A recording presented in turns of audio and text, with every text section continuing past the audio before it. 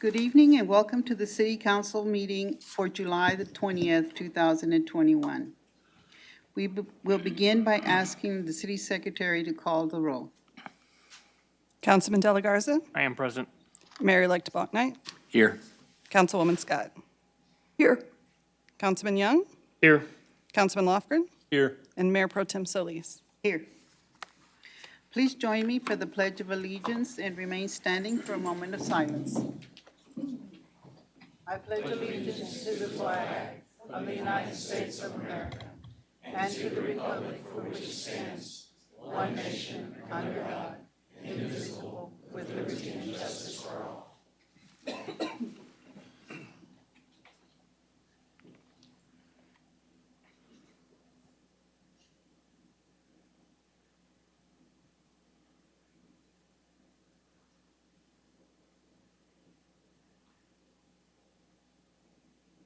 Thank you.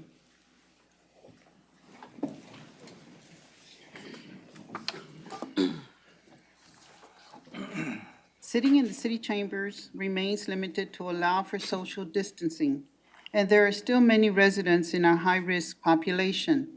For those reasons, we will continue allowing citizen participation through video conferencing. To learn more about ways that you can watch the meeting and participate remotely, we encourage you to visit www.victoriatex.gov/talk-to-council. There are many options for how you can participate in our meeting tonight, ranging from watching on TV or speaking in citizen comments through Zoom. For those citizens that wish to speak in person to the council during citizens' communication or during a public hearing, we ask that you complete a comment card and give it to a staff member. Comment cards are located outside of the door of the Chamber Council. At this point, we were going to do the oath of office, and April will. Yes, ma'am. Thank you. Good evening. Tonight, we will have the official oath of office given to Mayor-elect Bachnight. And at this time, I would like to welcome Judge Travis Ernst to give the oath of office.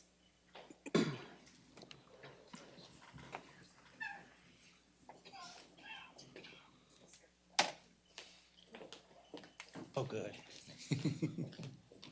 This side.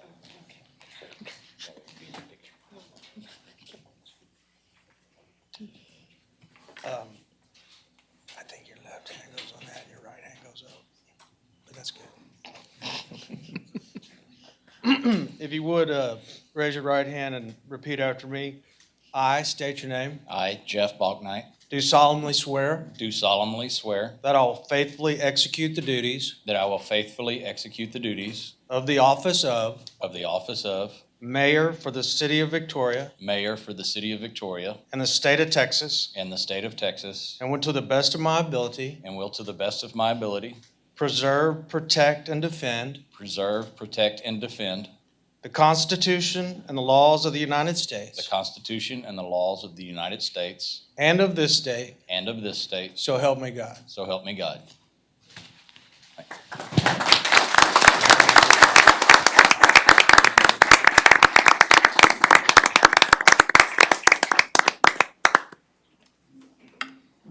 Okay, I would just like for you to sign your official.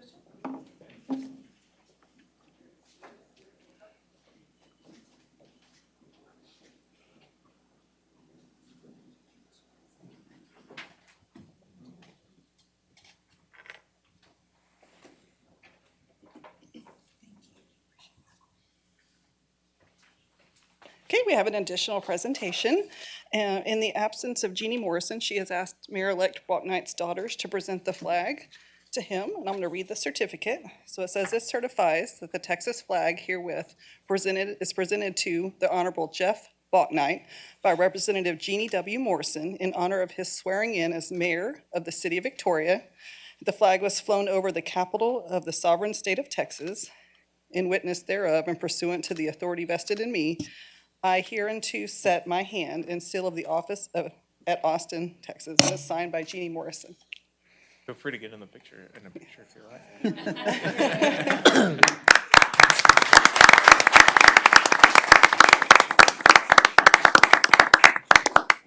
Thank you. You if y'all indulge me just a minute, I got a couple of thank yous I wanted to get out there. So thank you to my wife, Jaylyn, and our daughters, Emily and Abby. Y'all keep me grounded by always asking about my nights at student council. Your love and support is greatly appreciated. Thank you for my parents for teaching me my values, supporting me in whatever endeavor I choose to pursue, and for campaigning this last election for me. Thank you to my sisters, Julie, Jenny, and Jill, for always being there for me. Thank you for the support of my in-laws who came in from Fort Worth for tonight. Thank you to my dear friends, Byron, Lori, Jackson, Stella, Mike, Lynn, Jordan, and Sam Giesler, Casey, Annie, Avery, Blair, and Christy Cullen, Jack and Jeannie Morrison. Every one of these people has been friends for a long time and are also extremely good at keeping me grounded and reminding me what is important in life. A special thank you to Representative Morrison for teaching me how to be a civil servant. She is definitely the gold standard. Also, thank you to Dr. De Los Santos and Reverend Van Hook for your support. Thank you to Lupe Cardenas for all your support and friendship for the past 17 years. Thank you, Judge Ernst. Your long friendship is appreciated, and I'm so honored and elated that you agreed to swear me in tonight. Thank you to my coworkers at the business that support me by being great people and helping when I need to leave office for city business. And thank you to the nearly 5,000 citizens that voted in the July 3rd election. And a big thank you to my fellow council members. I said numerous times during the campaign that this is the best council I have served with during the past 8 years. I'm happy to continue serving with all of you. I appreciate your friendship, support, discussions, and TML trainings that we have shared together. Tonight, I want to formally recognize one person, Mayor Pro Tem Josephine Solis. Mrs. Solis rose to serve at a very difficult time following Mayor McCoy's unexpected passing. She has displayed a true civil servant heart during the last few months. The entire city should be proud of the wonderful job she did filling that role. As a small token of the appreciation felt by many, I would like to present you with a gavel denoting your time that you led the city council as Mayor Pro Tem. Additionally, I have some flowers from me to let you know how appreciative I am. And I want you to know that I value our friendship. I look forward to continuing working with you, and I'm going to miss being your seatmate. I'm ready to serve as mayor. Thank you again. So get this picture with Josie, and we'll get started with business.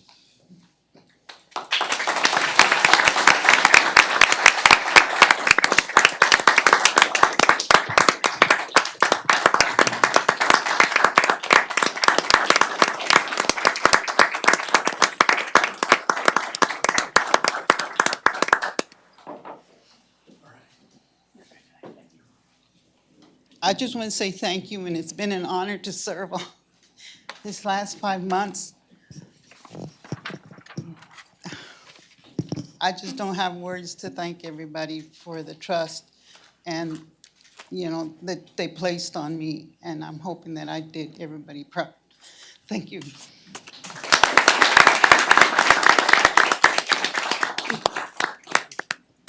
All right, that was long-winded enough for me, so let's get down to the city's business. Feel free to leave if y'all want. That was your cue. We'll give it just a couple minutes to clear everybody out. Thank y'all, love y'all. I hope so.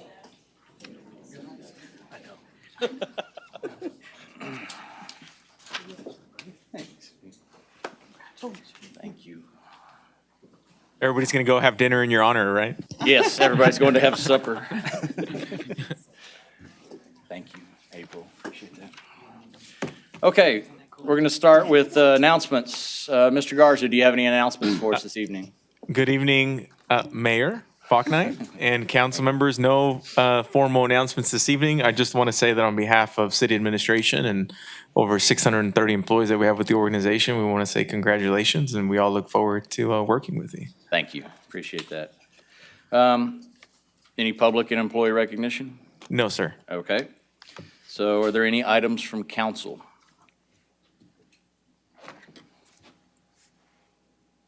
No? No. Okay. Well, good. Moving right along, just like I like it. Perfect. So we're going to go to citizens communication. Can either be done in person or through video conference. For the instructions to do video conference, it's victoriatx.gov, talk to council. Comments are 3 minutes in duration and will be received by audio only. There's no opportunity to provide any presentation or visual materials, either in person or via teleconference. Please silence any cell phones, television, or other background noise if you're online. It's generally a practice of City Council not to respond to comments made during this time, but city staff will be available to follow up as needed. We have 3 comment cards tonight. Is there anybody on the line, Mr. Foote? Okay, so we're going to start with Michael Vonderrock.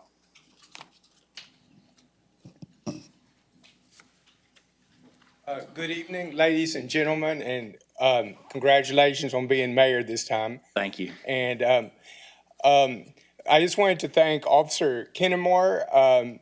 He works the trailer park from time to time, and we have problems with people abusing their animals. And there was 2 Siberian Huskies that were practically dead, and they weren't being fed, and they were trapped under some furniture, and animal control and the police department came and rescued them. And animal control reached out to someone in Canada, and now they're sled dogs. So they're doing good. You know, they don't belong in this hot heat in Texas. They belong in Alaska or Canada. So I do appreciate Officer Kennemore and the animal control, and also congratulations to Detective Collins for getting the new Crime Stoppers out. I think it's much improved, and I enjoyed looking at it. And I think there's about 20 unsolved murders in Victoria, so there's not a shortage of work to do.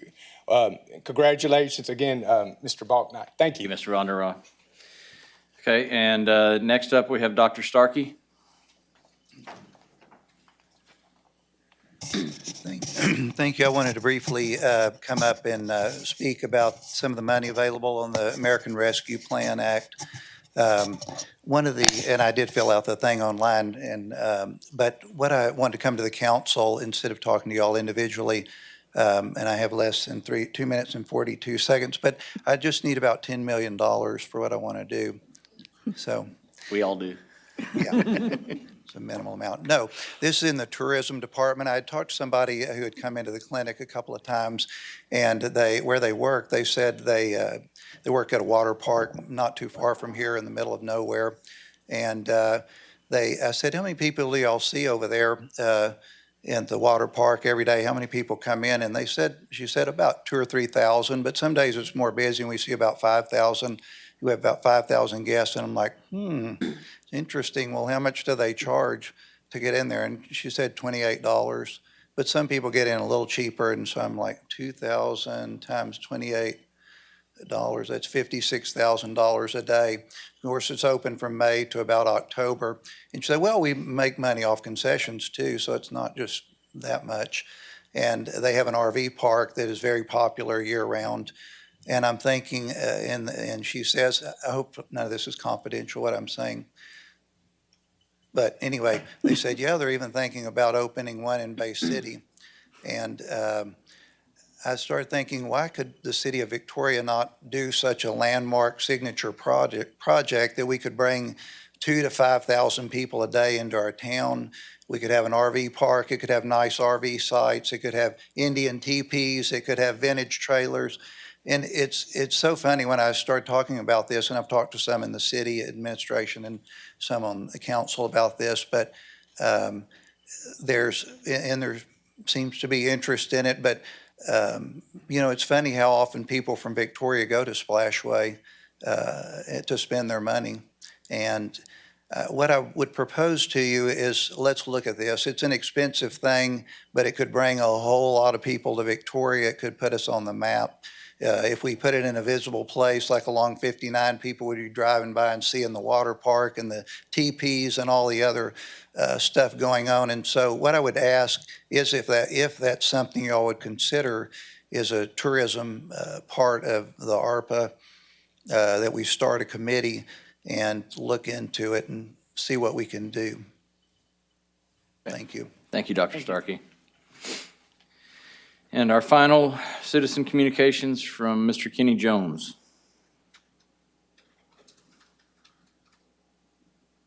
And that guy's tall, isn't he? Wow. Thank you, Mr. Mayor. Congratulations. Thank you. And madams and sirs of the council, thank you. I've got 5 short minutes to give you about a 30-minute proposal here, so I'm just going to get right into it. I was encouraged to come by our great city manager and his assistant, so here I am. I met today with some pastors around the community and also some other nonprofit agencies and the leaders that run those agencies. 2 years ago, the city came to me Mr. Garza came to me with the ideal of the city putting a day center on our property to kind of help alleviate the situation with people just hanging out on the streets. At the time, I was all for it. There were some things that came in the way, and then COVID came, and it just kind of went by the wayside. But now this has come up again, and I have gone online and applied for some funding through the Rescue Plan Act. I think that now we are ready, and what I'm doing is getting the churches around the community to back me on this. And we're beginning to meet now. We met today. We're going to meet again next week. What I'm asking for is just this initial funding of about $150,000 to help us get the building, put it on our property. From then on out, we're going to take care of this ourselves. It is the responsibility of the churches in this community to take care of our people. It's not the responsibility of the government. I know you're going to be surprised at hearing me say that, but that is the truth. It's God gave us that mission, and that's what we have to do. So we're going to work to fund it. All we need is a little help to get started. This is not going to be just another place for folks to come and hang out. I don't want you to even get that impression. This is going to be a life enrichment center. This is going to be a center that will change people's lives, move them from homelessness, move them from mental health, move them from even physical health, and get them the help they need to get into a self-sufficient life so that they're not dependent upon us. I don't want to be dependent upon anybody. I want to do what I need to do, and I don't want the government having to take care of what I need to do. And I know that most of these folks, out of fear and out of the fact that they've been on the streets for a long, long time, are not able to do that on their own any longer. We need to step in and help. And the reason I say that is because I was in that condition myself, and I had a hand up. I don't want to hand out. They don't want to hand out. That's not what this is about. We want a day center that can encompass all the things that we already have in the community, but they're spread out and they're not organized, and we need a place where people can come, get the help they need, and let's get them out of that situation. I'm not talking about being another program that helps them remain on the streets. I'm talking about a new program, a new place for them to get a new start and become self-sufficient. So when you see that online, please give it your consideration. Thank you, and God bless you. Thank you. Thank you, Mr. Jones. All right, no other public comment cards from citizens, so we'll go into items with public hearings. Ms. Hilbert? Item C1 is an ordinance approving the annexation of 2 tracts of land totaling approximately 12.056 acres of land owned by Golden Crescent Holdings, LLC, Ben Streiff and Paige Streiff, Bruce Jank, and Darla Fox. Good evening. I don't have a very long presentation. I just wanted to point out that we do have the map up on the screen. This is an annexation of approximately 12 acres for the next phases of Lake Forest, and we do recommend approval. Okay, at this time, I'll open this item up for a public hearing. Anybody wishing to speak on item C1, please step forward. Seeing nobody, we will close the public hearing and entertain a motion. So moved. Second. We have a motion by Ms. Solis and a second by Dr. Young.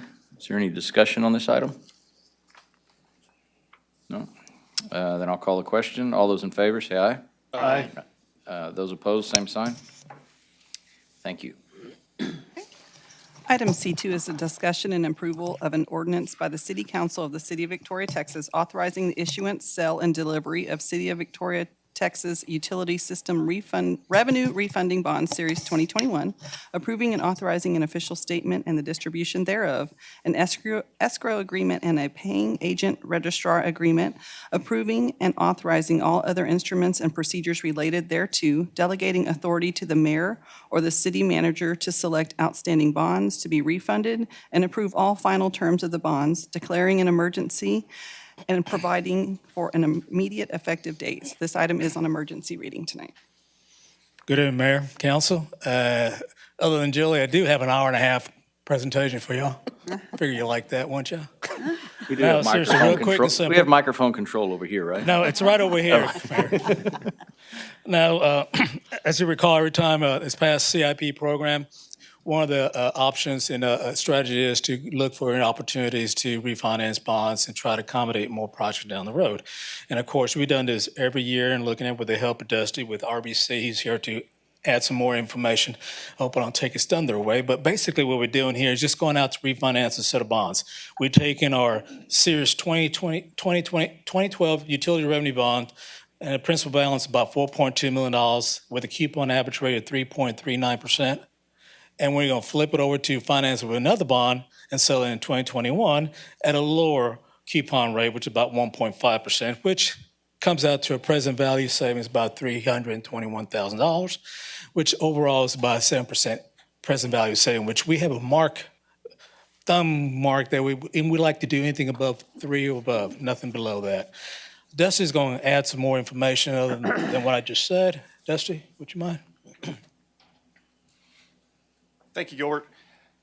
Mayor Balknight, Council, again, for the record, my name is Dusty Trailer with RBC Capital Markets. We have the honor and privilege of serving the City of Victoria as financial advisor. And for the most part, Gilbert stole most of my thunder, so, but that's all right. That's right. So the data before you talks about the refunding analysis and the potential savings associated with refunding the Series 2012 bonds. And as Gilbert indicated, those Series 2012 utility system revenue bonds are outstanding at a rate of approximately 3.39%. And in today's market, we would be looking at an interest rate of approximately 1.55%, 1.54%. To refinance those bonds and achieve a net debt service savings of approximately $332,000. That works out to an average of approximately $30,000 per year between now and the final maturity of those bonds. And I want to point out this refinancing is a straight year-for-year refinancing. We're not looking at extending the final maturity. These bonds mature in fiscal 2032, and when we do this refunding, they'll still retire in fiscal 2032. So we're going to keep that the same. It's a great time to be in the market. I think you guys have seen interest rates have actually kind of continued to move in our favor here over the course of the past 2 to 3 weeks. So we're hoping to be able to get this into the market and lock in those rates here very quickly.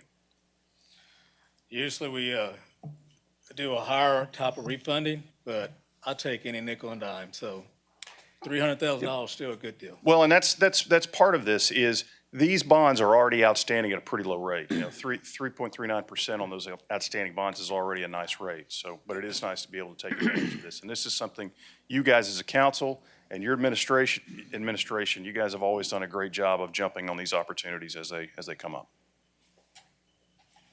Thank you, Mr. Trailer. Good to see you. And Good to see thank you, Mr. Reyna. Y'all have any questions for them? No, I'm going to open this up for a public hearing then. Anybody wishing to speak on item C2, please step forward.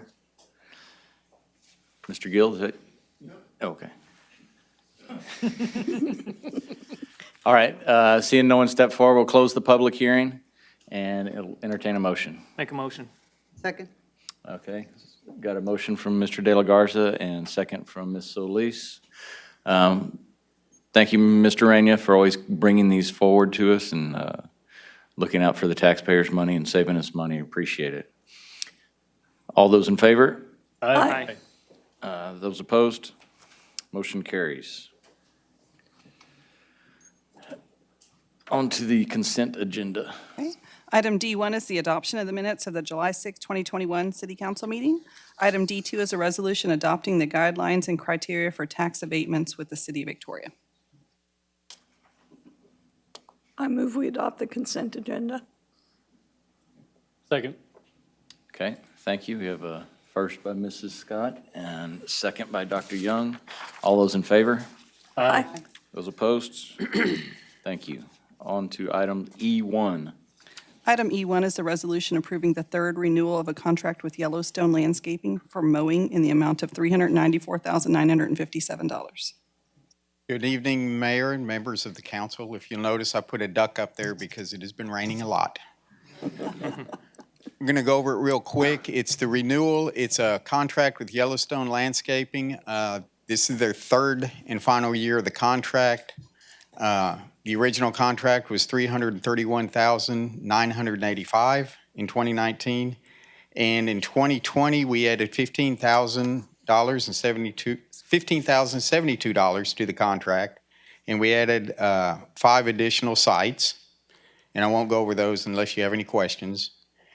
And then in 2021, which is this year, we're adding another 7 sites to the contract that have come up over the, as we move on, we find other places. We've added them to increase our effectiveness of our mowing and our aesthetics of our city. And that's an additional $47,900. Summary, we recommend a contract amount of $394,957. Thank you. Could you go back to the previous slide? Okay. What is the exact location of the West Goodwin outfall? Let me look.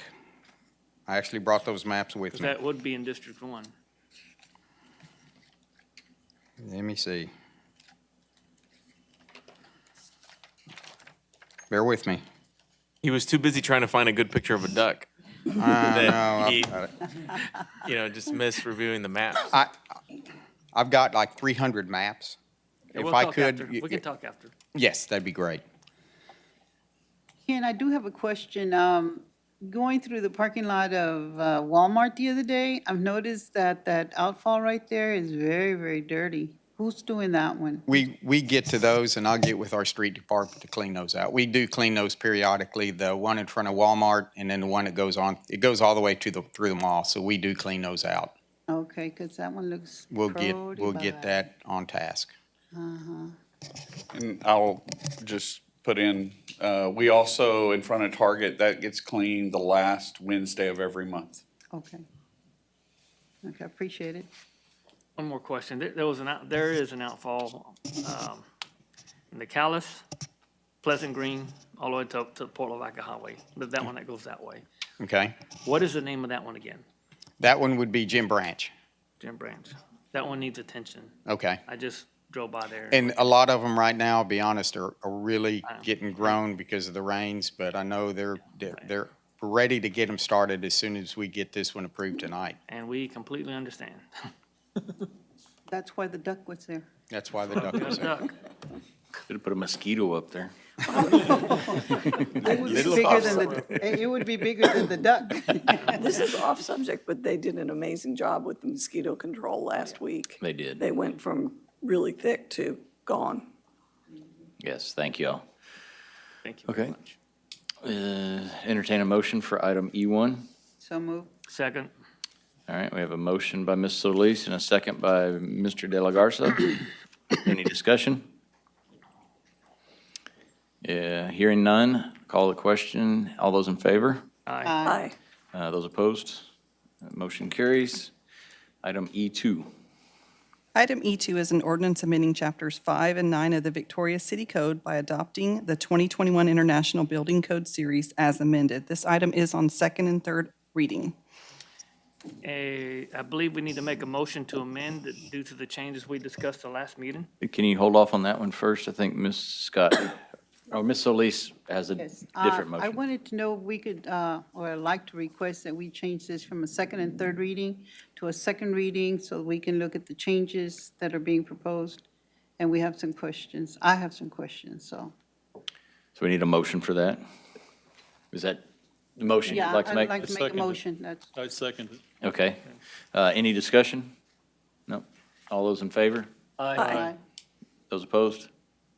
Okay, so this is the second reading of the item now, and is there anything that you would like to present right now? Are you good? Just have, here to answer any questions Okay. about skylights. I think Tom has a lot more answers for y'all.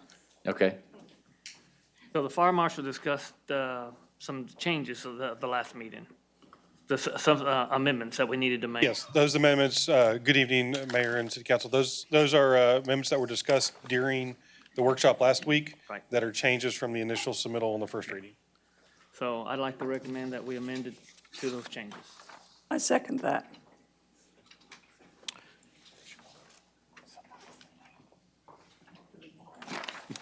Ended up with everybody. Okay, we have a motion and a second to amend it as in sections 9.3, 9.4. Right. I think It's it- outlined by the as fire marshal. presented, as Do we, I have to turn on my microphone. Mayor Bucknight, Mr. Legler has submitted changes that you're all seeing in front of you here, and Mr. Garza's amendment would incorporate those changes. It might be best for the community, just for Mr. Legler to briefly summarize what those changes are. It's not necessary for us to read all of them necessarily for the purpose of the amendment. We can streamline that way. But I think for the community, it might be better for him. okay. Section 9.3, it talks about deletions to the code. One of the things we discussed during the workshop was the retroactive sprinkler requirements for skilled nursing facilities and other facilities like that. In order to delete that from the code, we have to actually remove it from section 9.4 and add it to section 9.3. Unfortunately, the way the chapters are set out, it's kind of cumbersome. But instead of amending it, we're actually deleting it. So we're having to delete it from one section and add it to another section, which is labeled deletions of the code. The other one is just to clean up a definition for the special event permit to where we do not, special event permits are not required for stadiums, athletic events, parades, large events where that facility is designed to handle that type of activity. All right. Mr. Goosh, I think I already made a procedural error.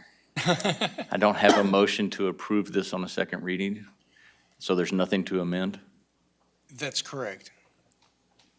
So, So we need a motion to approve item C2. C2, E2. E2, yeah. Yes. Okay, make a motion, we Approve item approve E2. item E2. Approve. Thank you. I second. All right, we had a motion and a second, and now, Mr. De La Garza, Is remake the going to motion make his to- motion Make a to motion to amend amend. as presented by As the fire presented. marshal. By Mr. Legler. Thank you. Is there any discussion on the amendment? No? Okay, all those in favor? Aye. Those opposed? Okay, so now we have a motion on the floor to approve item E2 as amended. Does anybody have any questions? Yes, I want to go back to the presentation that you did on the PowerPoint. When you're referencing the high-risk operations, can you give us a definition again? So that way we are clear on what the high-risk definition is, because you're requesting that we get permits, operational permits. So what I'm classifying as a high-risk operation, it varies. There's not just one simple definition. For example, a high pile storage, which would be storage of combustible material greater than 12 feet when it exceeds 2,500 square feet of storage space.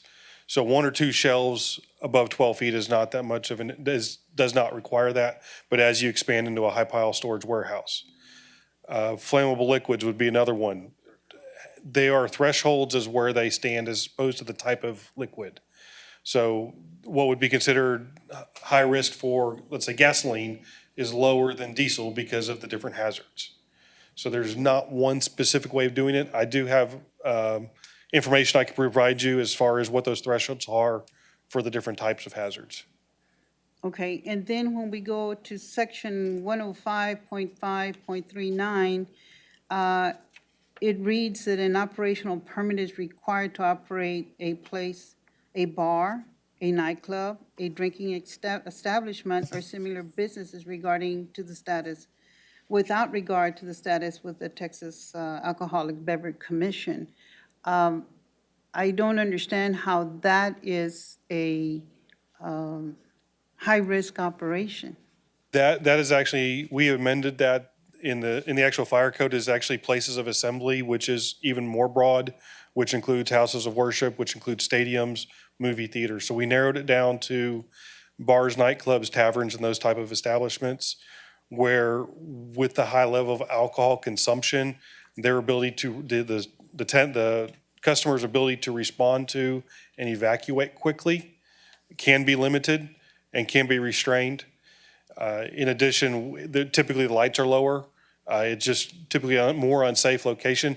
We're already doing typically fire inspections every year or year and a half on bars and nightclubs.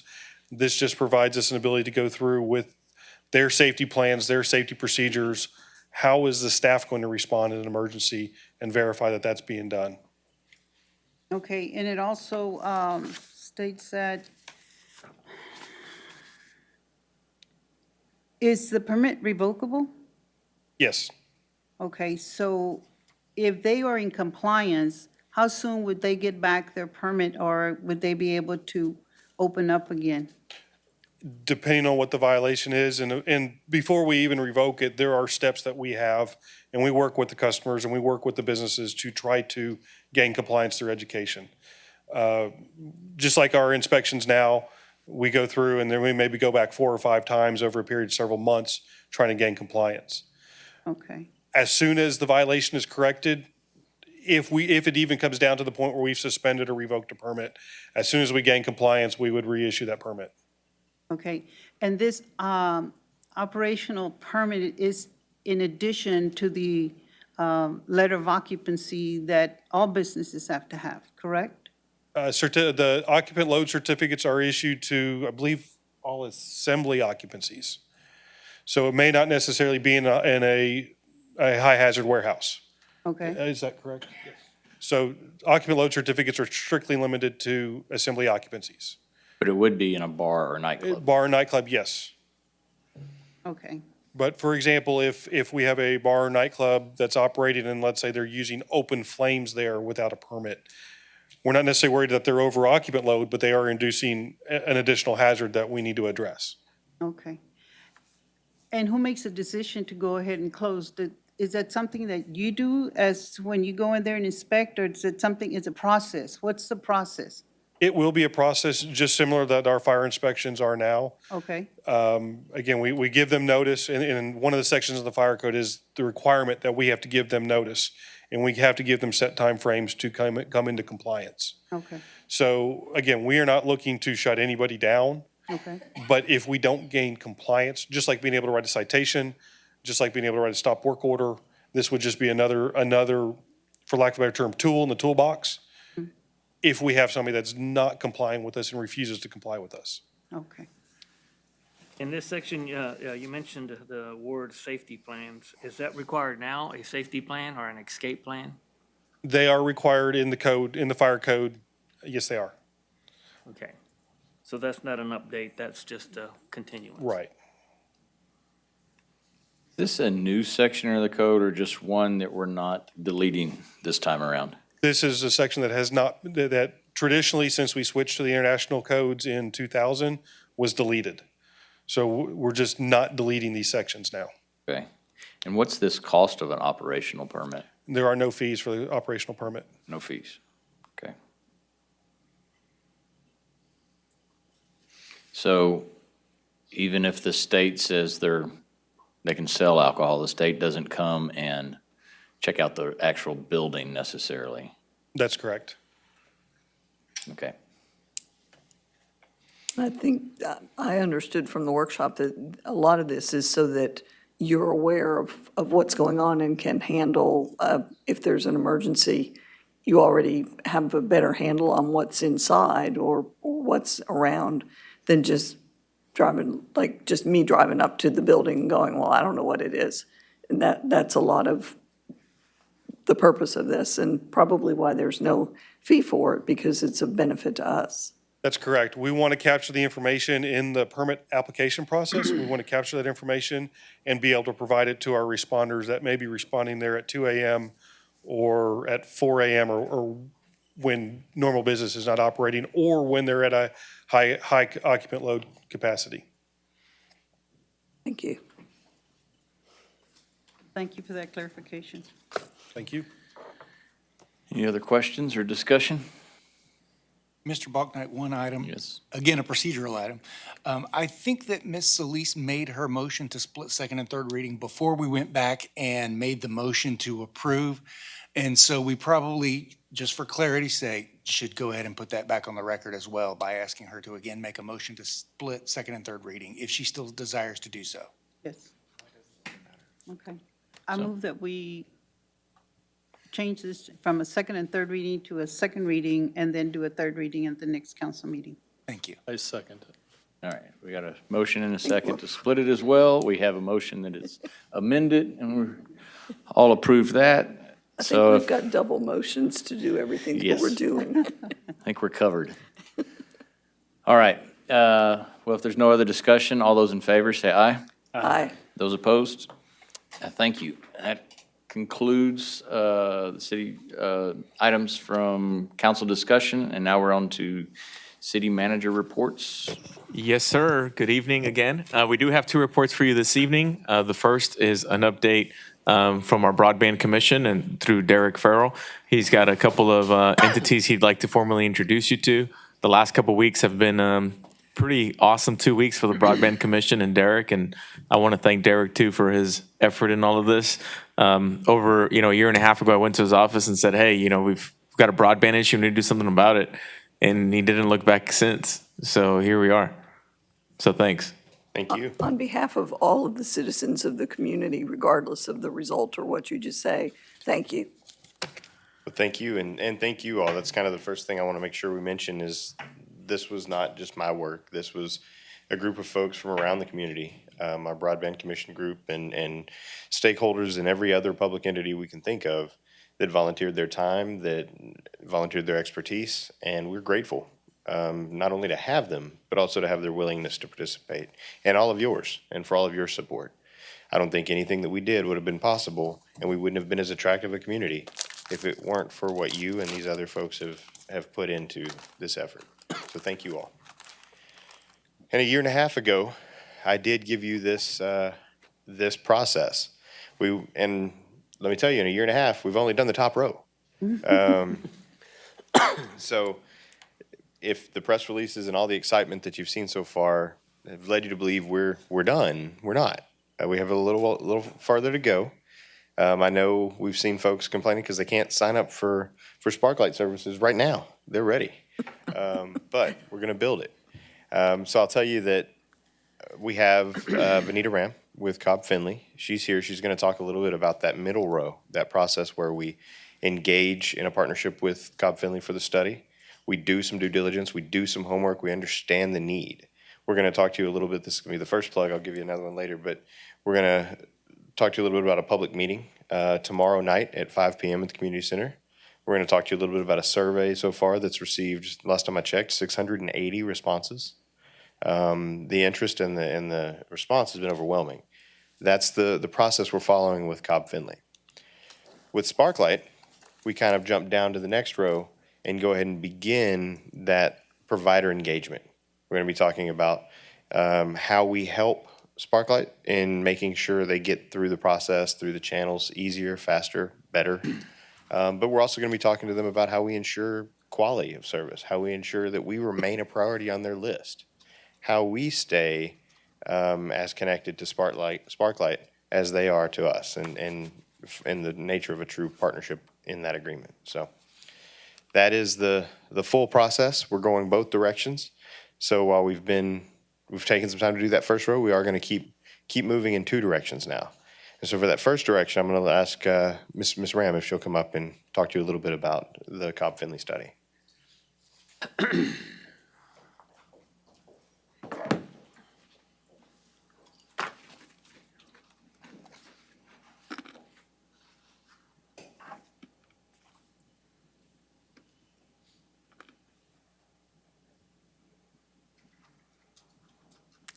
Hi, my name is Monica Silver, and this is Vanita Ram that Derek referred to. First, good evening, Mayor and council members. Congratulations, Mayor Bachnight.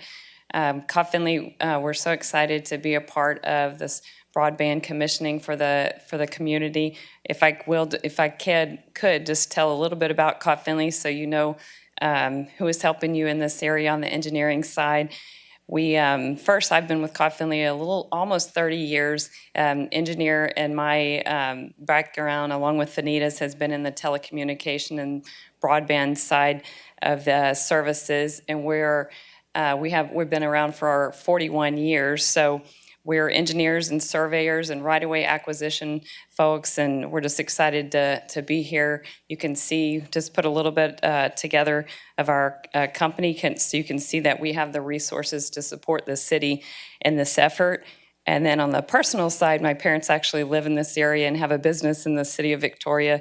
So my parents will be really happy that I hear it today. When I told them I was coming here, they're like, oh yes, we need the broadband here. So it's great for the community. So just wanted to thank you for the opportunity to support you in this effort.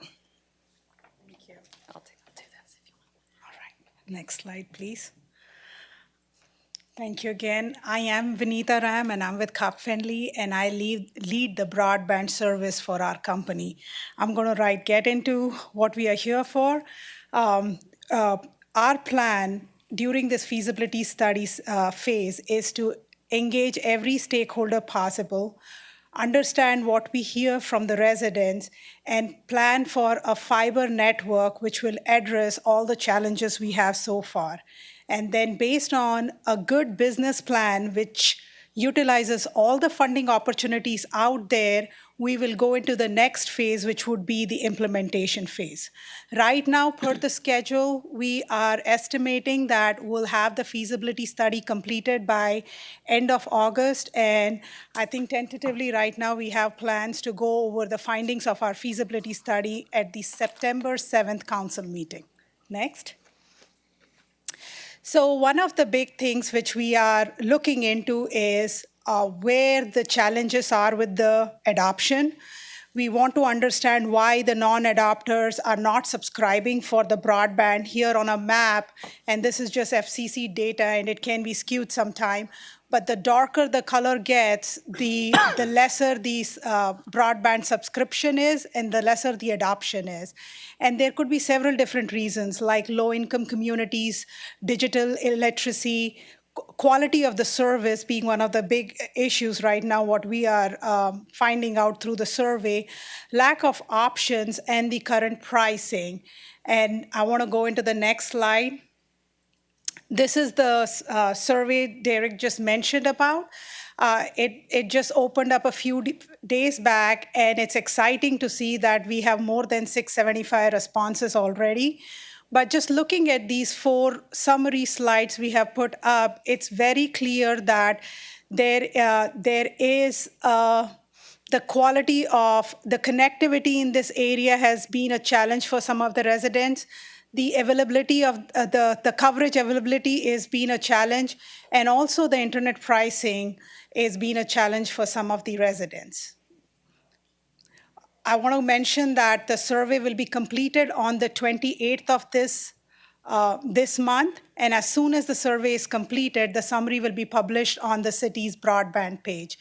I also want to mention that we have, with Derek's help, made sure that we reach the communities, especially where the adoption is lower, and we are engaging with some of the leaders to get to those communities and get them to respond to the survey so we better understand what their challenges have been.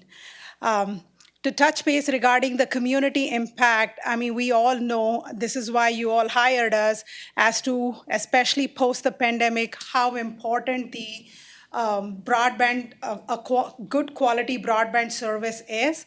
And what we have done is we are looking into your comprehensive plan of what you have planned, whether it be the development, redevelopment, or overall uplifting the community. And our broadband plan will be aligned to the overall comprehensive plan you have for the city. Next. Talking about engaging with the stakeholders, there is a list of all the stakeholders we are engaged with right now. And also the map shows you some of the intercity connections based on all the demand points we have received so far. This is just a high-level map today. This is going to change as we talk to more stakeholders, both the ones on the list and also service providers such as Parklight.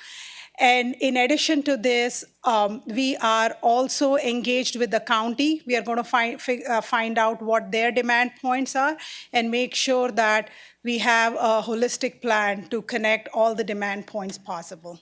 Next. I just wanted to bring this up to you all that there is another project going on right now. It's the Regional Broadband Initiative between the Golden Crescent and the Coastal Bend COG. They are facilitating a multi-city and county broadband plan that includes the city and county of Victoria. And the focus of this project is emergency management, but it also has a bigger impact, especially in some of the rural communities. The red, green, and blue lines you see on this map, I know it's not very clear, but it shows an overall broadband expansion through this whole region. And the project, the City of Victoria Broadband Initiative, would connect to this plan and help provide communication to the neighboring counties involved in this larger scope of work. I included the cost of the bigger project in this. Cup Finley is the one doing the feasibility study on this bigger project. And we have divided these into 3 different projects. And my understanding is that the COGS, the Golden Crescent and Coastal Bend COGS are looking at 2 major funding mechanisms to fund this project, which is the CDBG mitigation grant as well as the EDA funding. Next. It is exciting that the timing of this project, especially now that we are doing the feasibility study, because there are several different funding opportunities out there right now. We know about the America Rescue Plan, and you all might be aware of the CDBG mitigation grant. But there are other funding opportunities which allows us to utilize the public-private partnership and apply for some of these funding. Next. I just wanted to add a little bit about the whole concept of what we are doing here. This is going to be more of an open access network, which really means that it's a great way to bring public-private partnership. The city will utilize initially all the grant opportunities out there to build this, but you'll also have an operator, 1 or 2 operators who maintain this network, which has a much higher capacity than what the operator requires for themselves. So they will be able to lease out the rest of it to other service providers. Therefore, you can bring in more service providers within your community and thus help with the maintenance and operation cost of this network. Our understanding is if we go this route, the city would be utilizing all the grant money to build it, but the operator will be responsible for the cost of operating it and maintaining it. Lastly, one part of this network would be to make sure that we utilize all the benefit programs there, such as the Emergency Broadband Benefit Program, and this is possible with public-private partnership with the service providers. I wanted to end my presentation by reminding everyone again that the surveys are out there on the city's website under broadband. We have a survey in English and Spanish. It takes less than 5 to 6 minutes, so please encourage everyone to take this survey so that we can better understand the needs and serve this community. And I'm here if you all have any questions. Thank you. Anybody with any questions? I have one. The big regional broadband initiative, said you're in the study right now, feasibility study. If everything looks feasible, what kind of timing is associated with that? So that feasibility study has been completed and published already. The two COGs had a meeting with all the cities and counties, and I believe on your behalf, Derek had attended this meeting. The next step is within the next couple of months, they are gonna set up an interlocal agreement between all the cities and counties. And regarding the CDBG grant, here in a couple of weeks, they're supposed to find out all the details of how much together the two COGs can divvy up between all the cities. And once that agreement is in place, it's just a matter of implementing it. And the implementation would be just putting out an RFP to see who the best operator would be for that bigger project. But you were talking a 5 to 7, 8 year project, really. Yes, so if you're asking me the total duration of the project, we have got input from a few operators, and my understanding is altogether, some of the infrastructure is there already. So utilizing the current infrastructure, my understanding it's 3 to 4 years project. Thank you. Thank you, and I'll hand it over to Derek. Thank you both. And just for reference, I know it's easy to feel like or to think, we've got a provider waiting and coming. Why do we need the study? The truth is the study is going to be advantageous to Sparklight and to any other provider that may have an interest in the community. Understanding where the need is at, understanding why we choose not to adopt in some places, even if infrastructure exists, and understanding the digital divide between our citizens is that's the echo across the divide. But understanding that is crucial to whatever we do next, right? Whether that's with Sparklight or anyone else. But in talking about what we do next, I'll ask Kenneth Connor to come and give us a brief overview of what Sparklight's going to bring.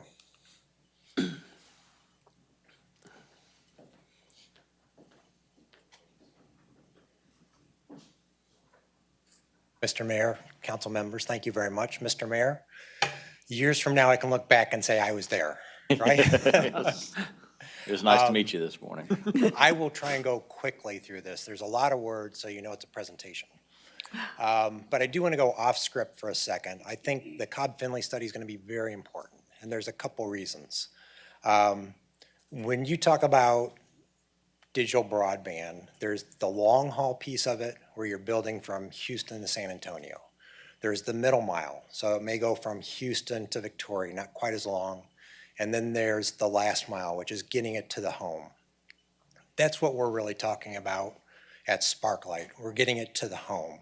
So it's really mile for mile, it's the most expensive piece of getting broadband optically delivered to the individuals. So just keep that in mind because they all build upon each other. They're all interdependent, but there's a different cost associated with each type that is happening. So with this, you always want to know the who, what, when, and where. So there are various stakeholders, and I won't go through this chart. You know the Broadband Commission, it's the city, it's the commission, it's the permitting authorities that we're going to have to talk to, the task force and everything else is on one side of the stakeholder ledger. On the other is, who are we? You've probably never heard of Sparklight before Derek started mentioning it. So we were formerly Cable One. We changed our name because we were the typical cable company. We provided video. That was our bread and butter. Since then, we've seen where video is going, and we said high-speed data is really what's important to our customers nowadays. We had $1.3 billion in revenue in 2020, almost a $12 billion market cap. We have a long history of providing stable service. So I'm glad you're looking at not only who can build it, but who's going to operate it, who's going to maintain it. We're going to have local people here that take care of it. We're going to hire a GM to be the public face here locally. Cable One is a fairly large company, 24 states we service, 1.1 million customers. You can see our clusters. Not only do we build markets like a Victoria, but we're an acquirer of other cable TV companies, other data companies. The what, it's really our network, fiber to the home. So it goes fiber from our CO, head in, whatever you want to call that structure, right to either the small business or the residential home. For larger businesses, we do have services that are tailored to them. We can deliver 100 gig if we need to, service level agreements, but really it's the residential customer and the small businesses that benefit the most. What we do is we break the city up into, I'm going to call them neighborhoods for lack of a better word, but 300 to 600 residential small business customers that are serviced in a cluster. And that's how we build our network, in these clusters all the way through. So once we start construction, we can start turning on clusters, but it's going to take a good 2 years before we finally complete the network, so that every single structure, every single residential customer has access to our system. The win. By the end of this month, we're going to start a walkout. And what a walkout does is we send people into Victoria, they look at polls, they draw GIS data off of that, they look where there's an ability to go aerial, where we have to go underground, they pull all this information together. It takes about 2 or 3 months to do that. Then they come up with a design. And we're already working with members of the city saying, once we get that design built, let's take a look at the city's needs at the same time. You know, what areas do you kind of want constructed first? How can we expedite the construction, whether it's permitting or ideas of where the fiber could be best utilized? So we really want to work with you on planning how we're going to build this out and where the fiber needs to be. Permitting typically is the most painful process for us.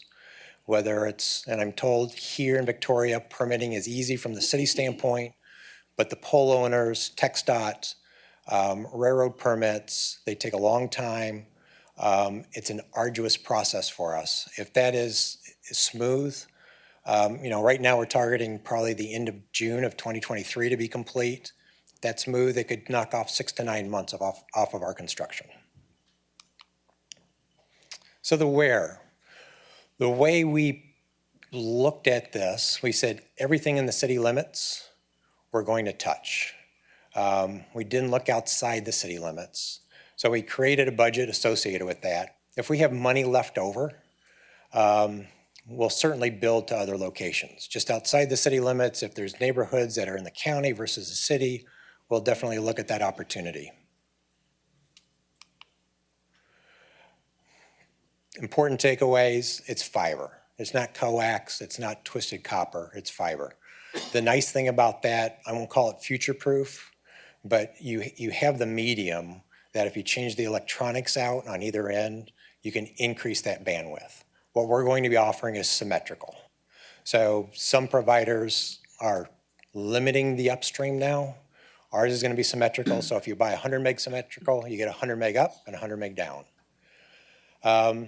I think one important part or one important aspect of this is we're not saying we're going to build if we get a grant from somebody at some time. So this is something that's going to start happening. It's not dependent on grants. It's not dependent on money from the State House. It's not dependent on money from the federal programs. We're going to build this.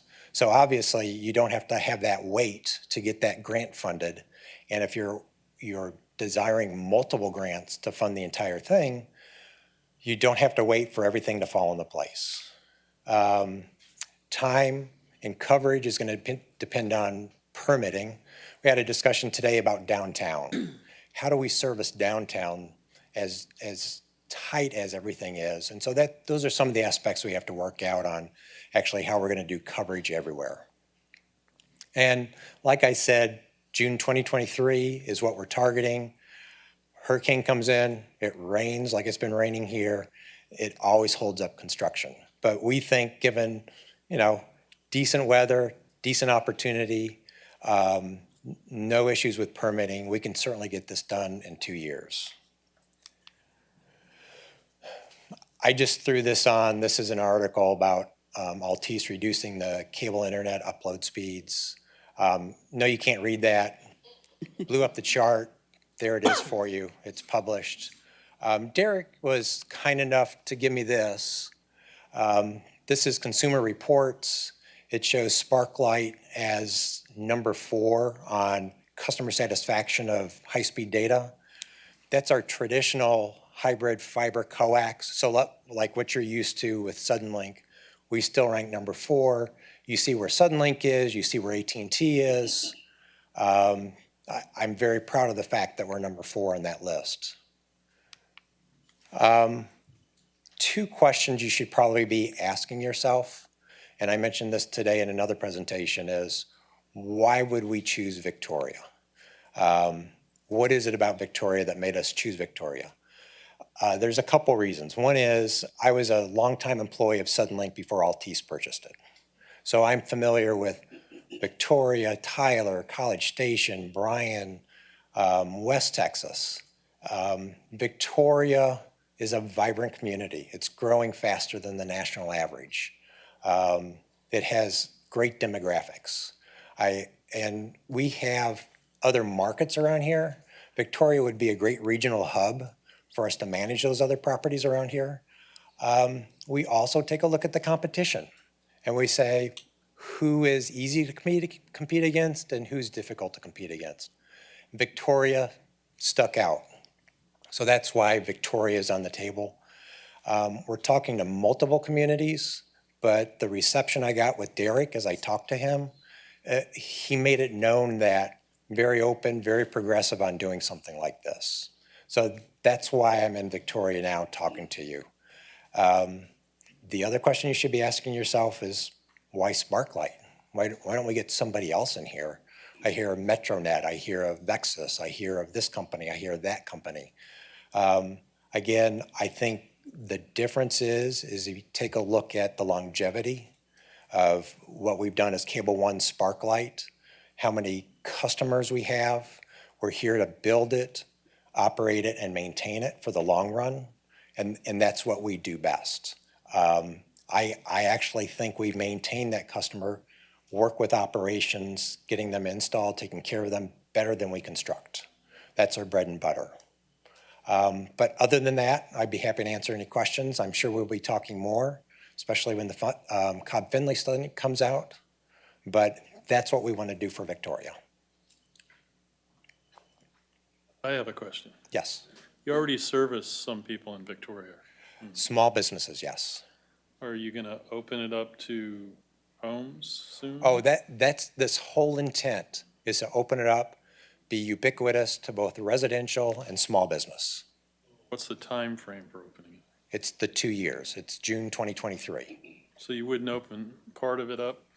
Yes. If we build it and clusters become available, we would go ahead and make that available for those people that are serviced in that cluster and continue to build around Victoria. Everything is going to be done by June 2023. That's our target.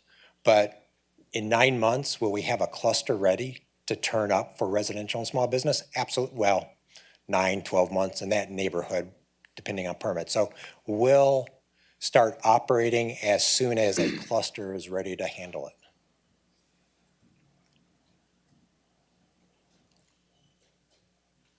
Well, thank you. Thank you. There's a lot of excited people, and appreciate you looking at Victoria and committing to us. Well, again, we're very happy to have Cobb-Finley helping us. We're very happy to have Sparklight preparing to join our community. We will have a public meeting tomorrow night at the Victoria Community Center at 5 p.m. We do expect it to end in enough time for folks to be able, if they choose to go across the street to Stroman to the Victoria ISD Bond Committee public meeting. So we're managing that overlap on those two meetings a little bit. So, and then finally, we told you that we'd try to find a way to provide available, affordable, and reliable internet. And I think we're getting there. So any questions I can answer for you? All right. Thank you again, Derek. Thank you. Wonderful. I told everyone that this morning how lucky we are that Derek is leading this broadband commission group, and all the input from the stakeholders, and Derek's leadership's much appreciated, and you're making a difference. I second that motion. All right, so I'm up next. I want to provide a brief update on where we are with our funding recommendations on what to do with the funds we're getting through the American Rescue Plan Act. Just really briefly, I want to just remind everyone that this all started from this massive, close to $2 trillion stimulus package that was adopted into law back in March. Many of you are already familiar with the way some of those funds have been allocated in general. You're familiar with the fact that cities received a direct allocation. The original CARES Act, if you will, that came a year earlier was completely different. We had to work with the Texas Division of Emergency Management to get some of the funding. This is direct cash to us, partly because we are a metro area above 50,000. And so hopefully you saw the note today that that threshold is going to stick at 50,000. So that's a good thing. In any case, from that pot of money, we're scheduled to receive a total of $14.5 million. 50% of that was to come within 60 days of the executed agreement, which we've received. So we've already received little over $7.25 million, and we're expected to receive the balance of that a year from that date, which is probably looking at around May of next year. And I think everyone is familiar with the fact that we must allocate those funds by the end of 2024. That obviously gives us plenty of time to figure out how we want to use the money. Some of the original language that came with the act was very broad. And I think one of the lessons learned from everybody involved in comparing the original CARES Act to this act was just trying to make it as flexible as possible. And so I quoted this from the original document, which says that within the categories of eligible uses, recipients have broad flexibility to decide how best to use this funding to meet the needs of their communities. And you may recall from a presentation several months ago that the documents that came with the act split it up into some of these categories: public health expenditures, addressing the negative economic impacts caused by the pandemic, replacing lost public sector revenue, which was a big ask of cities because that wasn't an allowable use of the funds with the original CARES Act. Provide premium pay for essential workers, or in essence, just helping our employees, and investing in water, sewer, and broadband infrastructure. So we had a conversation with you several months ago, and we thought that's a lot. There's a million different directions that we can go with on how to spend these funds. So we made a very specific recommendation on categories. And those categories were broadband, utility infrastructure, loss of revenue, organizational needs, tourism, travel, economic development, and community grants focused on our vulnerable populations and some of our CDBG areas in the community. The direction that we received from council at the time was to solicit input from the public, and so we did that. I'm missing a slide. So we did that, and we received over 60 responses. You could tell that people are way more interested in responding to a broadband survey than responding to this. With nearly 700 responses to that survey, I feel a little embarrassed standing up in front of you talking about a little over 60. But nonetheless, we went through the exercise, and I do think there was value in going through the exercise because I think it validates where we were already headed with the categories, and it gives us a sense as to how to maybe split up or how to maybe prioritize some of those elements. You'll see on the right-hand side that the majority of the comments received were focused on community grants. I'll hit on that, followed by utilities.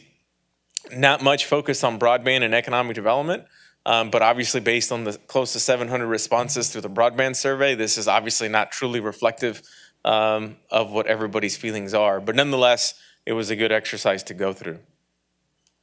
I'm going to back up since I had these out of order.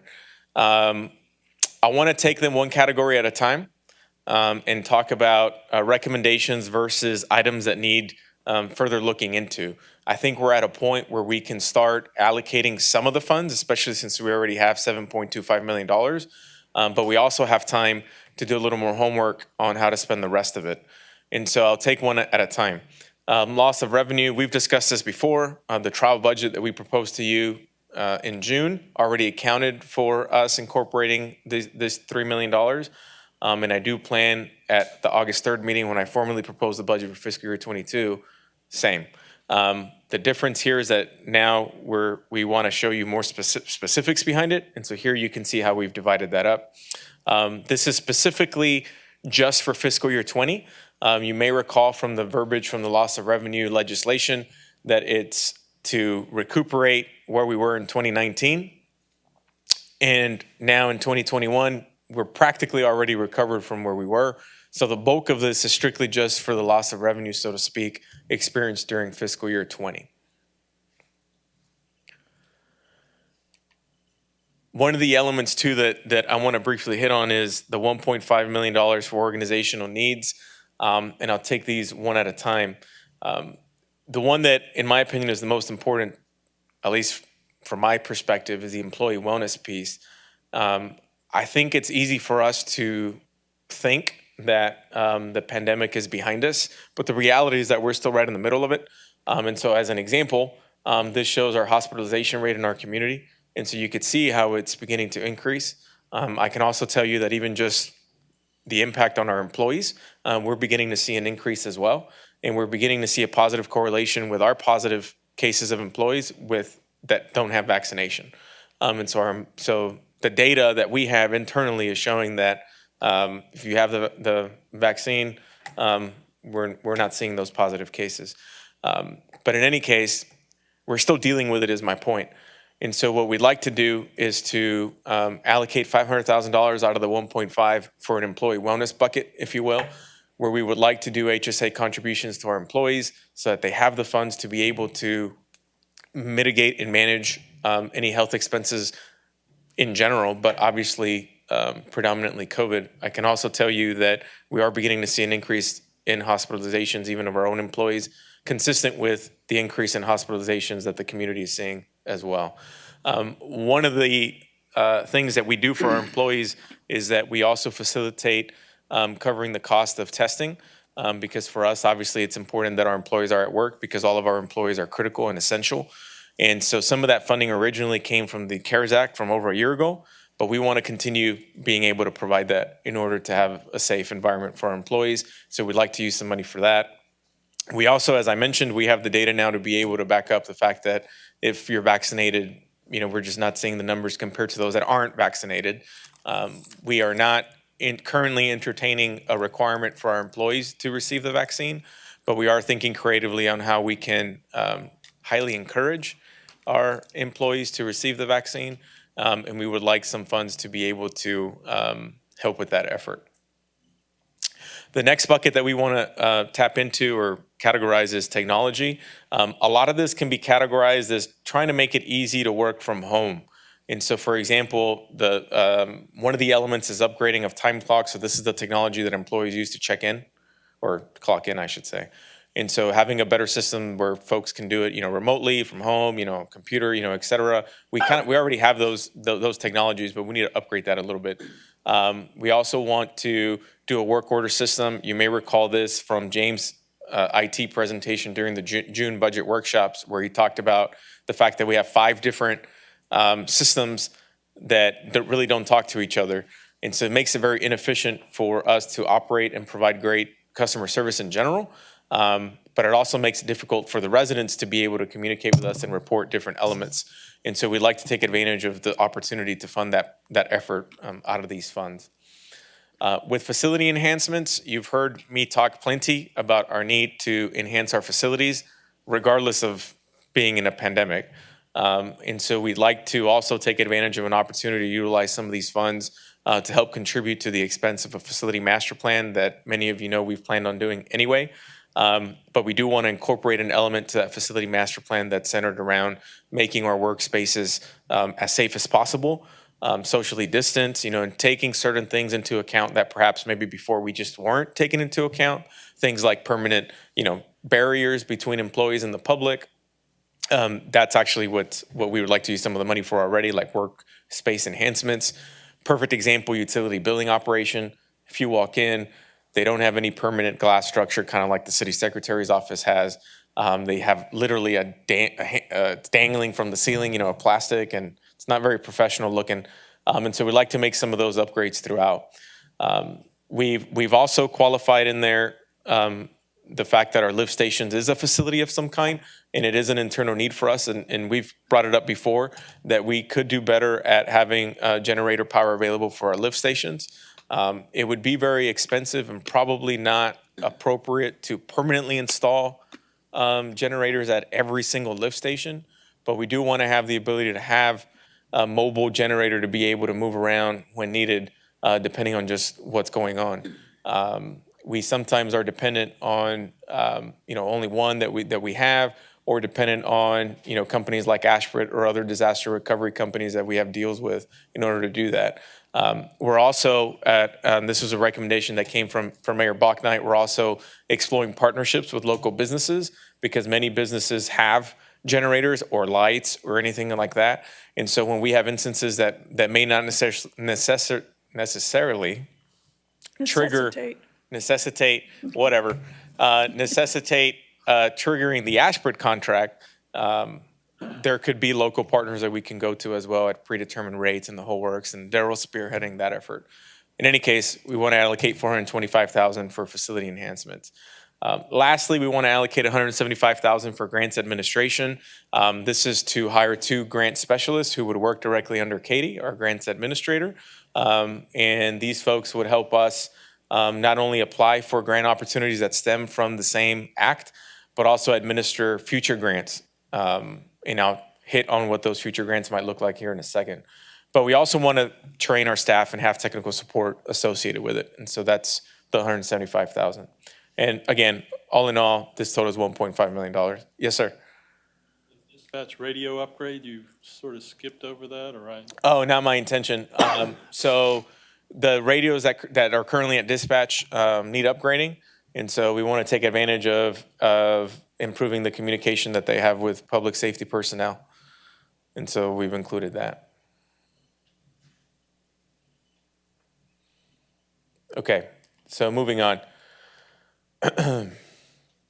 So on the economic development side, we did receive several suggestions, if you will, or proposals, and we would like to formally recommend 2 tonight. One of them is an allocation of $100,000 for the Innovation Collective. You probably have read about it, heard about it. I know some of you have met Nick Smoot, who's actually speaking at the Chamber of Commerce luncheon next month. And currently, UHV is spearheading the effort and that partnership with the Innovation Collective. They're also spearheading the capital fundraising aspect, if you will. And Jesse Peisers is actually here in case any of you have any specific questions associated with that program. But briefly, that's a program that would be located downtown and would really be an innovation hub, a place where folks looking to start businesses, have ideas, need funding. This would be the place for them to come together to hopefully match them with investors and some assistance and things of that sort. That Innovation Collective model has existed in several states throughout the country. If I'm not mistaken, depending on how quickly we move on it, we could be the first community in the state that actually has the Innovation Collective. So everybody's very excited about that. There's already been some funding approvals, if you will, from some key players. Sales Tax Development Corporation has already approved, which was supported by you as well, for an allocation of $100,000. And I know they're working on the county and other players as well. Also, there's a recommendation to allocate $500,000 for a Downtown Building Improvement Grant Program, or BIG for short. You may be familiar with the fact that we currently have a facade grant program, but the amount that is available for that is very minimal. And that program is focused on things like landscaping, signage, paint jobs, truly facade elements, even though there are some larger elements included in it. The intention here is to create a program that actually is built specifically for some of the larger elements. And while the specifics aren't necessarily built out yet, we want to start off by allocating some funds to it. This wouldn't be the only place where we would receive some funds for this project. We're also currently in the process of closing the People Fund program. And so we're slated to get some of that money back from that program, considering that we only had 1 or 2 businesses that took advantage of that program. And so we would like to take that money when we receive it and match it with this to create a larger pool for this big grant program.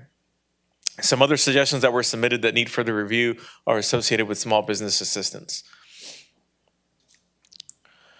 tourism travel industry, there's a specific recommendation to you this evening to allocate $1 million for a downtown visitor center. As many of you know, this has been an effort that we've talked about. It has been talked about for many years, and it's really ramped up recently, as you know. And so we'd like to allocate $1 million to kick off that effort and really get things flowing and moving. Some other things that necessitate some further review include a idea or proposal to invest some money into the Texas Zoo for some improvements, a loss of revenue program specifically for museums.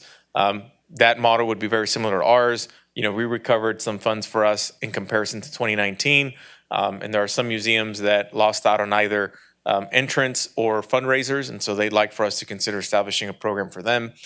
There was a suggestion for public restrooms for downtown, and as you heard during citizens communication, also suggestion for water park.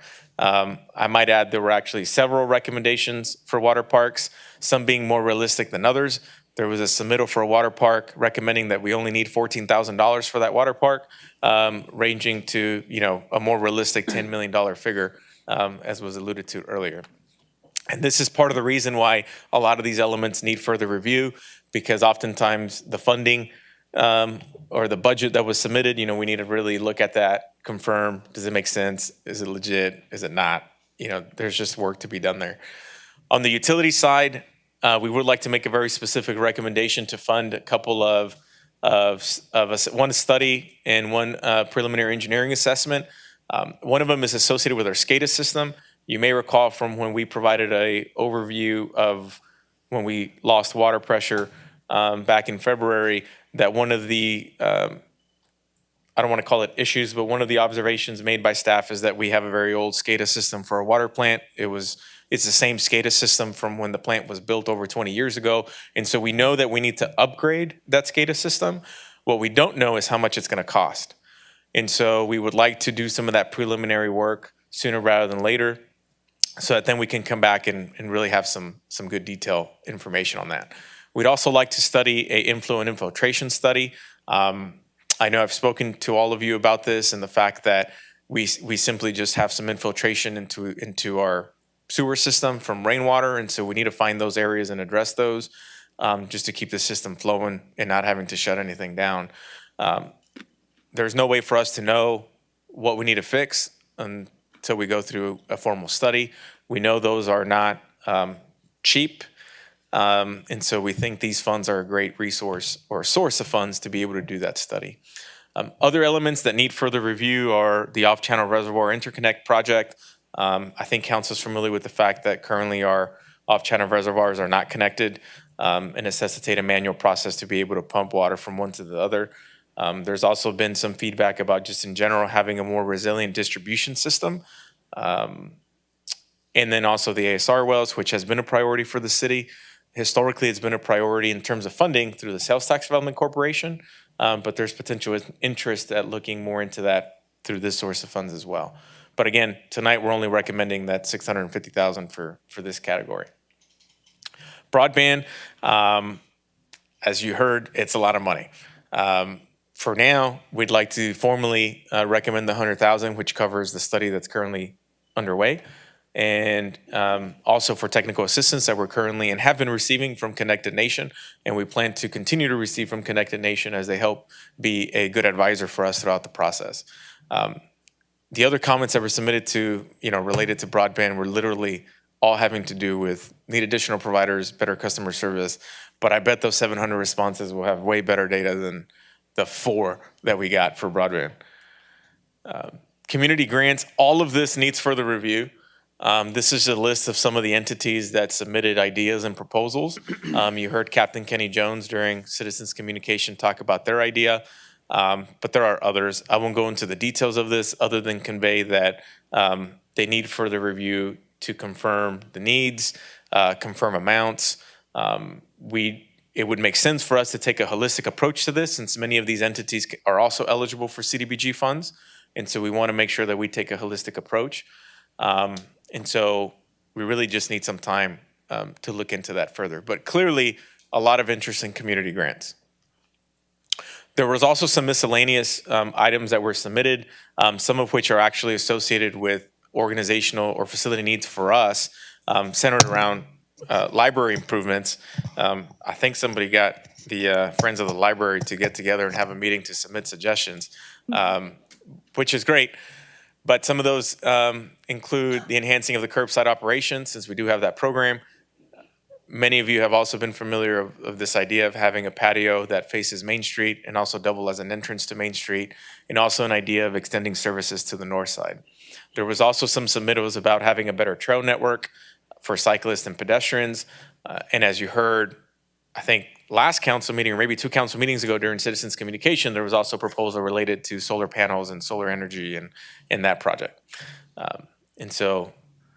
And I didn't put it on the presentation, but you absolutely are correct if you're thinking somebody said something about streets. Somebody did submit something about streets. But that is an allowable expense, so I didn't even put it on the slide. In any case, to recap, we've received half of our overall allocation, which is a little over 7.25 million. We'd like to specifically get council support for 6.8 million of that. Again, 3 million for loss of revenue, 1.5 for organizational needs, 600 for economic development, 1 million for tourism, 650 for utilities, and 100 for broadband. And what we would do next, if we have your support, is to obviously allow some time for these studies to be completed so that we can then have more information to present to you when you consider how you want to split up the remaining funds, which again, we won't get until next May anyway. And in the meantime, we can hire some staff to help formalize some of these grant opportunities. We do think that or believe that there will be some grant program that comes from this for community grants. We of course just don't know how much we're going to allocate, for that effort. And so we'd like to work with you on some of those priorities so we can formalize a more rigorous, if you will, that's not the right word, a more complete application process for the nonprofits so we can really sit down with them and really understand what they need. And that's where we are. And so hopefully we have your support from that.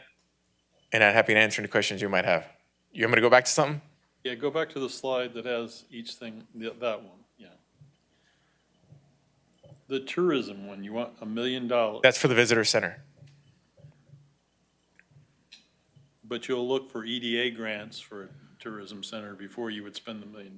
So my recommendation is actually to you just get the $1 million for this process. I think if our need was 3 to 5 million or greater than that, I think it would make sense to go after an EDA grant. We can certainly still look at going after a grant. I'm not saying we won't, but I would much rather focus our efforts on EDA grants on multi-million-dollar projects as opposed to the $1 million. And the reality too is we don't even know, quite frankly, if we would need all $1 million. We just would like to set the allocation so we can get some things going with the project. I still think you should go for EDA grants for tourism because certain money is set aside in the EDA fund for tourism. Right. So I wouldn't, I want you to go for all the grants, any grant that's available. Fair enough. So you want to dedicate this money to it and then you want to get grants if you can. And so you may not use all this money. Correct. For any of the big priority is the property and the building, right? And so, and we'll talk a little about that under the real estate exception in executive session. But that won't necessitate potentially the entire, $1 million.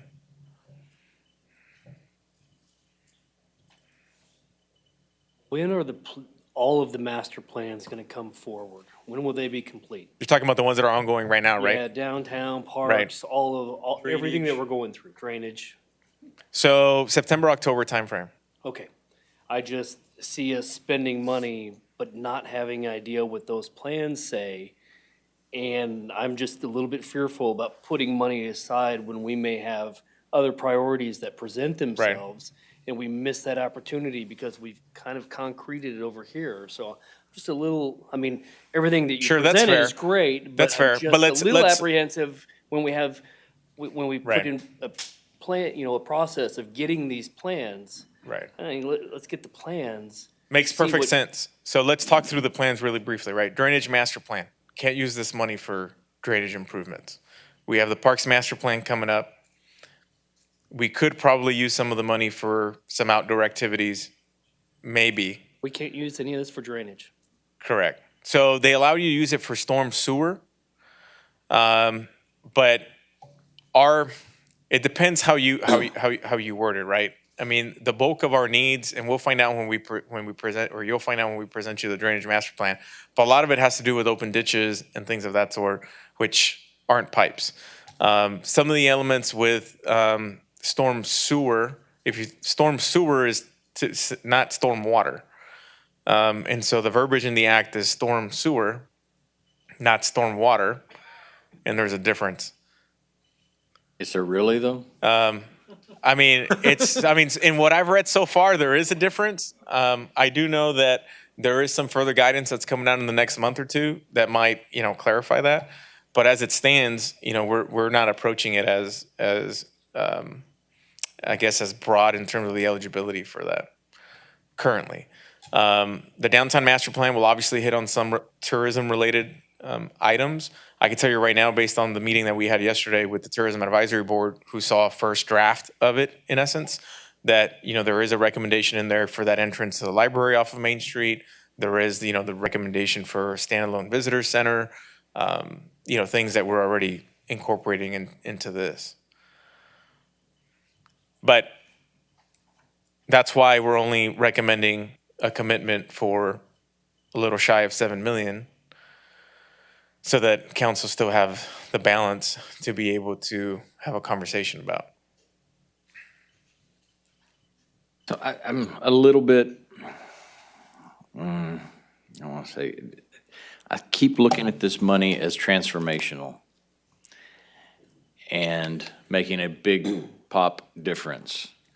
And I don't see anything so far that we've come up with in this 6.8 million that really fits that. It's a lot of nickel and dime stuff that adds up quickly. So, I mean, I got a lot of questions around like vaccine administration. County Health Department does those free. Right. Why do we need money for vaccine administration? Employee, go down, take your vaccine if you want it. I just don't see that there's any need for vaccine administration by the city when we participate. Well, and we actually do it ourselves. So, I mean, the fire department gets very involved with that, right? And so for our employees, there isn't even necessarily a need to even go to the health department, because we set up some of these things for our employees. When we say vaccine administration, we're not literally just meaning getting the vaccine. We're talking about setting up programs to be able to encourage employees to receive the vaccine. If we have the data that supports that having it, you have a better shot at not testing positive for right, coronavirus. But I mean, as far as delivering vaccines, we have Walgreens, we have CVS, we have County Health Department, all the doctor's offices do it.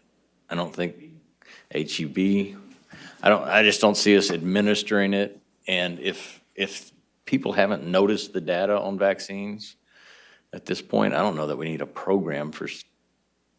And keep in mind that this is strictly for city employees, right? We're not talking about the general public. We're talking about the 600 plus employees that I have responsibility over, that I want to make sure have as many opportunities as possible to receive the vaccine. And I would add to that Judge Zeller has responsibility for every county citizen in that regard as well. And they're getting money from this act as well, correct? Correct. I can't remember do you remember the figure off the top of your head? They're getting more than us. 18 million. 18? So should that be their responsibility as well? Yeah, I'm certainly not going to stand up here and speculate on what the county should or should not do with their money. And then, but yes, the county is receiving some funds, and they have all of the same allowable categories, as we do. And from my understanding, they're still waiting on guidance, and they don't anticipate having a conversation about it until another few months or so. And I couldn't even tell you if they've received their first half, even from their part, or not. And I thought the Cobb-Finley study we had already approved. Yes. And had budget for already. Through this. It was through this? Yes, sir. Okay.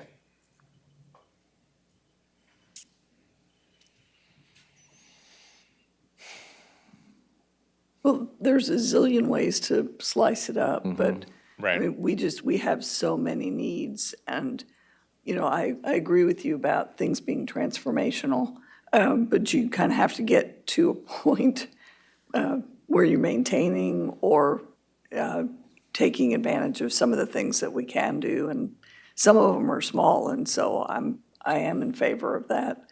I guess the one that was not on the correct side of the list was the off-channel storage. I, you know, definitely want us to look at that and flesh that one out and see if we can do it. And I think, Ken, are you here? I think that was roughly $3 million, correct?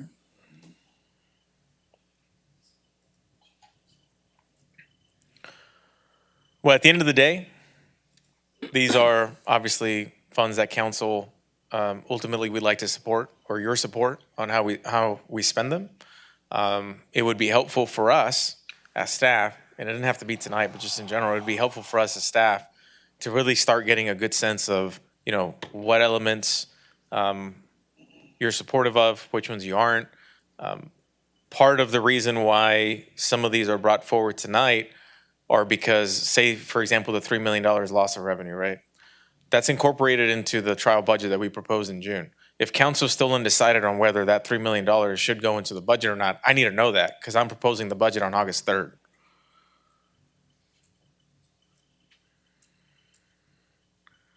As an example. I'm fine with that. I'm fine with that part. I'm fine with that too.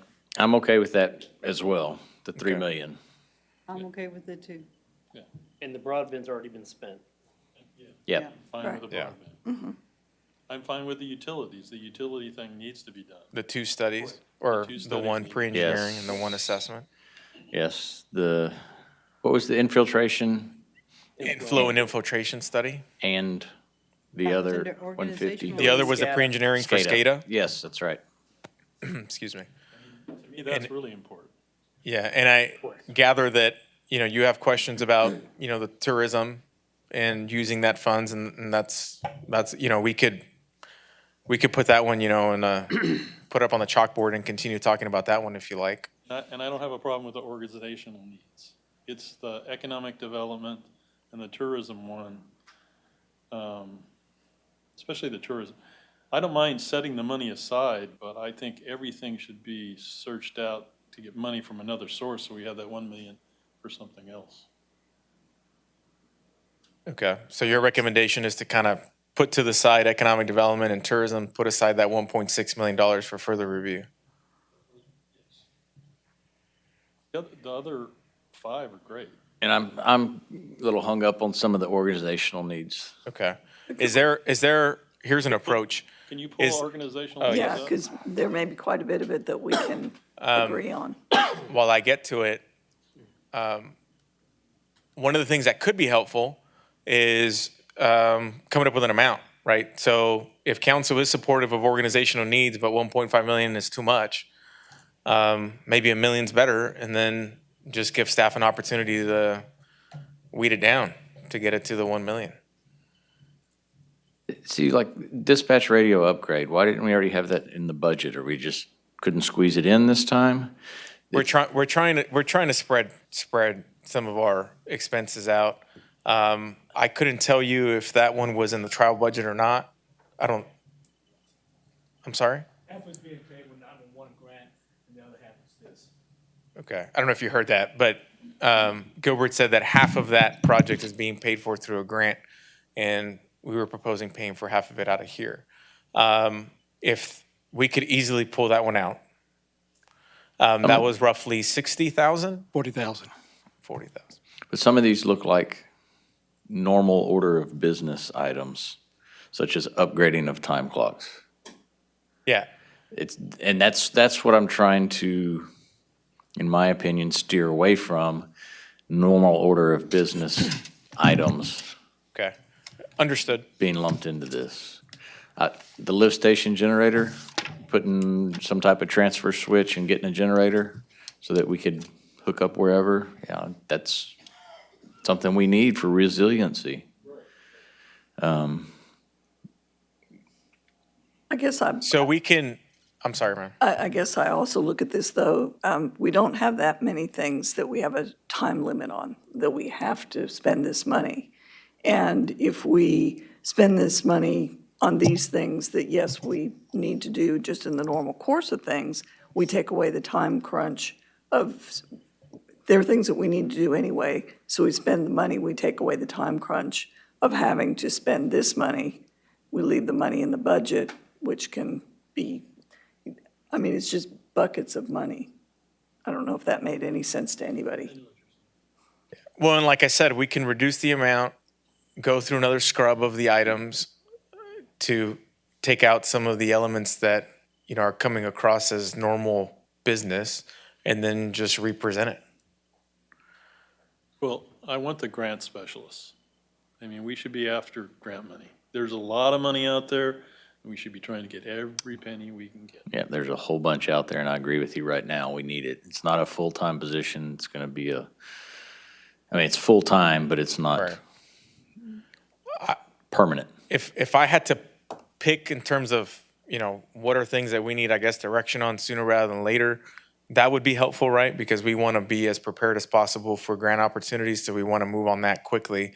The other elements are, if we are going to pull out some of the IT elements, because of them being normal business, we would need to know that now, again, so we can properly account for them in the proposed budget that would come for you August 3rd. And this feel that I'm getting is that, yes, we need to pull some of that stuff out and incorporate that into the August 3rd proposed budget. Am I sensing that correctly?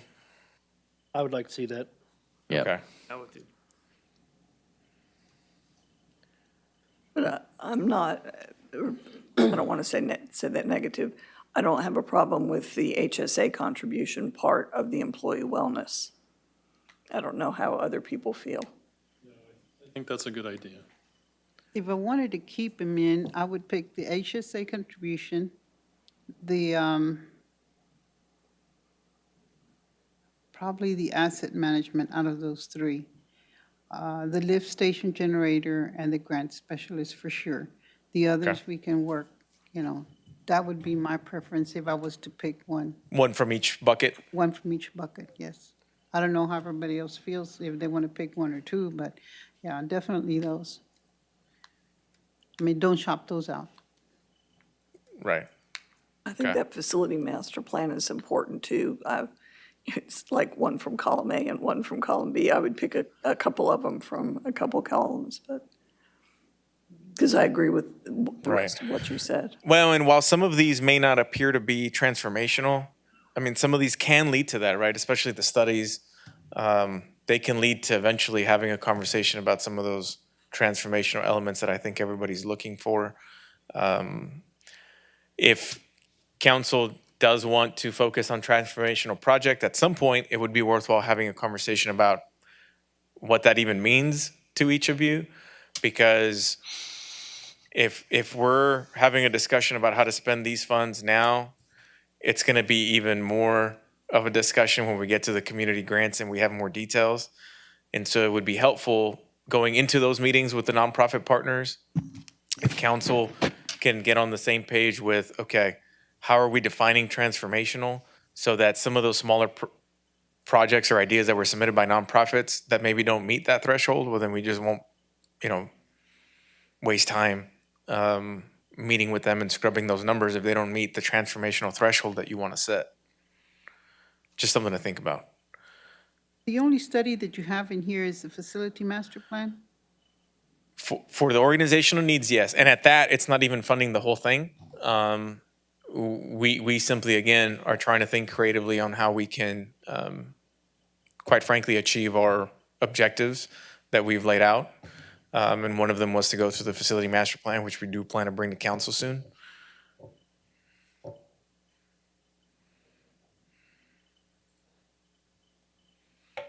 But think we did overall, we'll scrub the numbers, we'll get the number down. Okay. And then we'll go from there. For this category. And it sounds as if, going back to that, we're good with loss of revenue, we'll scrub organizational needs, utilities were good, broadband were good, tourism, we're prioritizing grants, but no issue allocating the funds for now. And we can have a conversation again in executive session about what that would look like. And then on the economic development piece, that was 100,000 for Innovation Collective. Is council supportive of that? Yes. Yes. Okay. And then a 500,000 for big grant program. That can be tabled for a conversation later, because that isn't something that we've figured out the specifics yet. And that might be something that's worthwhile waiting for the completion of the downtown master plan before we develop the building improvement grant program for downtown. That would be good. That would be good. Okay. Great. Well, I think I got what I needed from the conversation, so thank you so much for the feedback. All right. And that's, those are all the city manager's reports for this evening, and so we can move on. Okay, we're gonna go into executive session. The time is now 6:50.